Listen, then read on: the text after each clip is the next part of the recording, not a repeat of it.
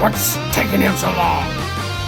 Galvatron, you're mine. You know the power card. It's a liquid power. I killed Prime. You're welcome.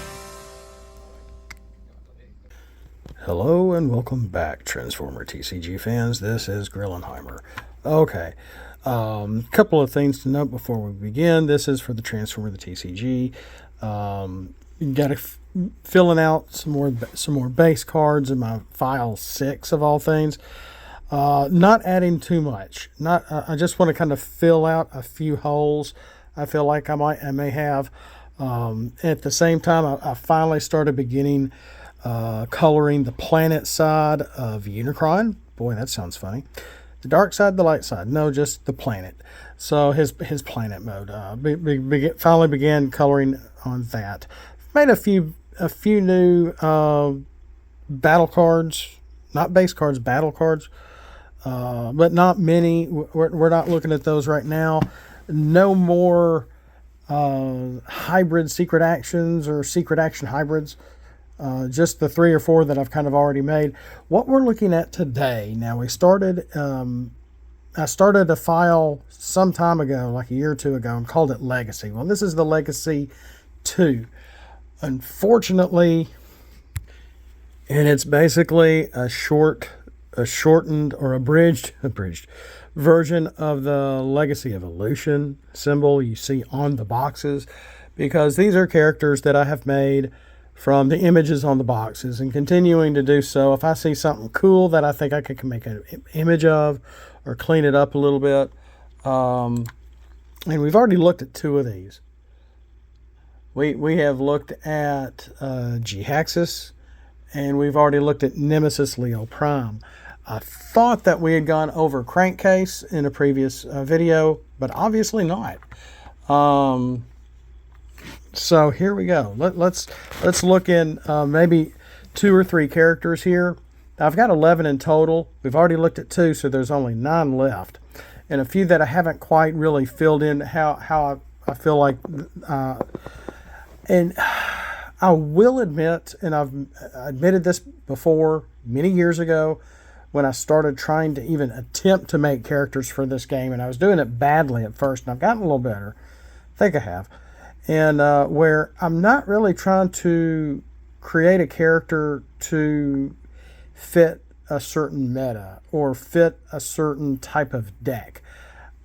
I make a character based on their personality and how I research them and what I find in the wikis, the TF wiki or wherever, etc. So there's that. So that symbol is based on that, and it's got a 2 in there. It's supposed to be a Roman numeral 2. I was able to get it bigger than I had it, so it looks kind of like a rook from a chessboard. But I think it looks okay. At least you can tell what it is a little easier. And I did make the symbol myself. So let's look at Crankcase. Crankcase is not too dissimilar from the official character. He's still a 7-star character, truck and melee in his alt mode, and he is not a data collector. This one is a grumpy soldier. And if you can tell, if you bought the Crankcase figure that's out there, if you look at the image, I didn't bother the front grill and the lights or anything really. Well, I may have touched some of the light a little bit, but not really. But I touched up the coloring on the hood and the windshield and maybe a little of the top of the car, but not the side. So, and I did flip it if I remember correctly. So there's that. Now, 7-star character. I think his stats might be exactly the same as the official Wave 5 character, but don't quote me on that. Attack of 3, health of 12, defense of 2 in alt mode. As you can see, without even flipping to the bot mode yet, his defense goes to 0, his attack is 5 in bot mode. So in alt mode, when you flip to this mode, each of your other trucks you control has Pierce 1 until end of turn. Okay, so there's that, which calls for trucks playing with other truck characters, whether it's Ironhide, maybe Octane, or whatever his name is now. goodness, maybe the original, the other Crankcase as well, or there's a 12-star, that 12-star truck that I forgot his name. He's pretty vanilla, but he's got a really good attack on one side. Official character, but trucks. So you're definitely going to want to have a team of trucks to go with this little 7-star Crankcase. Flip him over to his bot mode. He's a ranged character. Again, like I said, his attack goes up to 5. After this battles, you may put a counter on an upgrade equipped on him. So you're not going to be able to put counters on your other characters' equipped upgrades, only on Crankcase, which at the same time does seem like a little bit of data collecting in a way, collecting the counters to put on upgrades such as, I don't know, the Laser Core, the Forge of Solus Prime, the Phase Shifter, etc., etc. Okay, so and I've made a few. Some are artifacts, some are not. I might need to revisit those and kind of get those cleaned up a little too. So there's that. Crankcase would go great with those types of upgrades, as well as an army of trucks, if you will. Even though trucks aren't that strong characters for the most part, I've been trying to help them out somewhat from the get-go, in case you haven't noticed. So there's Crankcase. Let's up next look at another Decepticon, Dirge. Dirge is an agent of fear. Now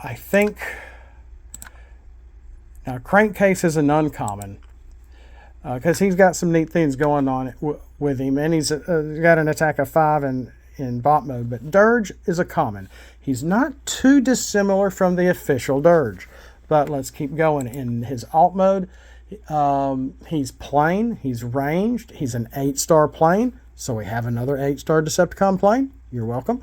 When you flip to this mode, this gets +1 to attack until end of turn for each plane in your KO. This is opposite of the official in so many ways. Not only are you able to control that aspect of who you have in your KO, making sure, well, guess what? You can flip your characters into KO. It means stuff. Remember the Sentinels and some other characters? So get those other characters, all your planes that are in the KO, to their alt mode. Make sure Dirge is in his bot mode. Flip him to alt mode to be able to up his attack, because attack here is only 2. It's not 4.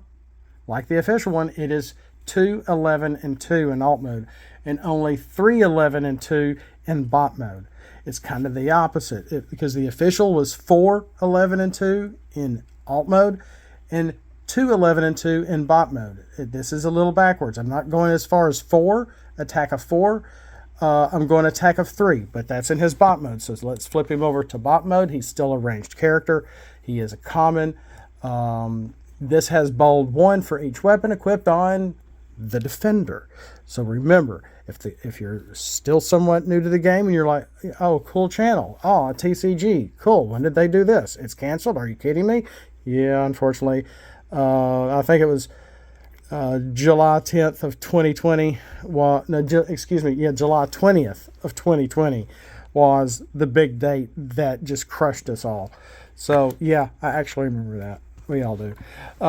So when you tap him to attack and you call your defender, if that defender has a weapon on it, he's getting bold 1. If You're playing the old-fashioned way, brutally. I could probably do a little better Dinobot than that. And the defender your opponent has 3 attack drones. Each one of those is a weapon. Boom. He has bold 3 now. If you're attacking your opponent's living Megatron, and that living Megatron has a weapon on every slot, on his weapon slot, his armor slot, and his utility slot, because that's how living weapon Megatron works, then you're going to get bold 3. Possibly even bold 5 if you have a flamethrower on Dirge and you played a supercharge as an action card for turn. Not even mentioning if you happen to be playing with some of my base cards and you are able to give Decepticons maybe bold. Well, that's like what? Bold 2, 3, 5, 6, maybe 7. So that's where oppress comes in. That's why all this buildup of bold and buildup of tough in the other guys, I think it was Bayformers or Energon Hustlers, or in the arc, came up with oppress, which is boom, whoever's battling each other is going to oppress one, which is taking away bold one and tough one from both characters during battle. With some of my base cards, I started incorporating that once I realized that's what I was doing. I didn't know it had a name. So some of my early base cards, you don't see the word oppress, but it's like -1 bold when this type character battles, or Decepticons, Autobots, ranged, melee, whatever, or -1 tough. So I didn't use oppress, but after a while I did start to use oppress. So that's part of this. Everything fits well together. In Word, in practice, and testing is another story. I'm not sure. We've already looked at G2 Autobot Jazz. Let's look at G2 Autobot Mirage. So, while he did steal the show in the latest movie, which I hate to admit I actually liked. It wasn't great, but I liked it. Seen it a few times. So G2 Autobot Mirage is neither Autobot nor Decepticon. Where have we seen this before? We have seen this in G-Axis, yes. The Autobots and Decepticons are no more. Optimus Prime, the war is over. So, G2 Autobot Mirage, after looking up this character online and doing a little bit of research and realizing, G-Axis like resurrected or brought Mirage back or worked with Mirage and kind of just killed him off or something in the comics or whatever. It was pretty interesting. I barely remember that. I need to read them again. But I'm like, let's also make this G2 Autobot Mirage a non-faction character. But is that a faction or not a faction? It's still a faction. But it's neither Autobot nor Decepticon. Thus the symbol. So a non-faction is still a faction. Unfortunately, like Dan used to say, a zero pile is still a pile. A zero faction is still a faction. So if you have this G2 Autobot Mirage and an Autobot and a Decepticon all on your team, you're 3 wide, then yes, you do have 3 different factions. This is still a type of faction, even though it's neither of anything. Not Decepticon, not Junkion, not Sharkticon, not Mercenary or Autobot or Decepticon.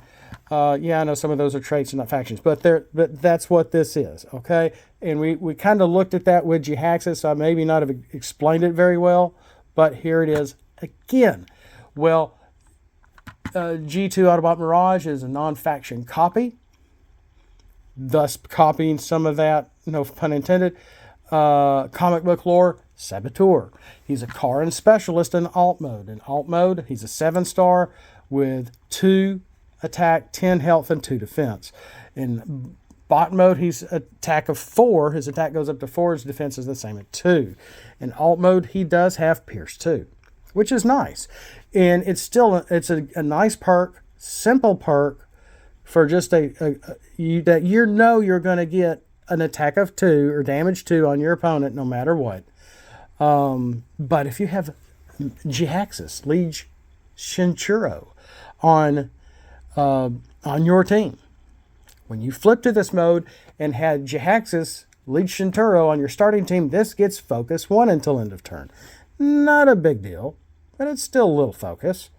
Other cards can also give you focus in other situations, with maybe a secret action or a utility or something. So let's flip this bad boy over, and the car comes off. He's still a specialist. It's his, again, 4, 10, and 2. So he's a common. He is a common, and he can, in a casual gaming, he can do a lot of neat things with the specialist cards. When this attacks an Autobot, you may draw a card. Well, you're battling, so you can't do anything with it. You just put it in your hand. When this defends against a Decepticon, this has focus 1 for battle. So kind of some neat dual action here, whether he's attacking or defending. So yeah, if your opponent is playing all Quintessons or all Decepticons or Maximals or Predacons or whatever, you're not going to be able to draw a card. But if they have a character that is an Autobot and you're trying to get a hold of to attack them and they have stealth on them, or the character has stealth, you can't go into them, you can't draw a card. So I don't think that's a big deal. So, you know, tell me otherwise. Oh gosh, Grillenheimer, that's just too strong. It needs a star. It needs another star. It's a super rare. Yeah, no, I don't think so. But maybe it might need to be an uncommon. I have this as a common right now. Maybe I need to bump that up for the draw power, maybe. But then Crankcase, Wave 5 Crankcase, and he common and has some draw power as a data collector. But the point of that is also from the cartoon, when they all thought he was a traitor. Of course he wasn't. And so if he attacks an Autobot, you're going to be able to draw a card. Defending against a Decepticon, he's going to be able to get focus 1 for battle. So that's how that works. And that's really all I have time right now. There's some other characters coming up. Some of them I haven't finished yet. Skullgrin, maybe I meant to go over Skullgrin, but I don't have time. But he is done, and he doesn't look half bad, and I like how he actually works too. He's a hybrid factioned character. We'll have to save him for another time. Just a tease. And as always, throw little scraplets at the like button if you like what you hear. Sorry, there's no one here at the house, and I was hearing the noises at one of the cats. So throw scraplets at the like button if you like this content. We'll see you next time, and as always, Autobots, flip out and let's roll.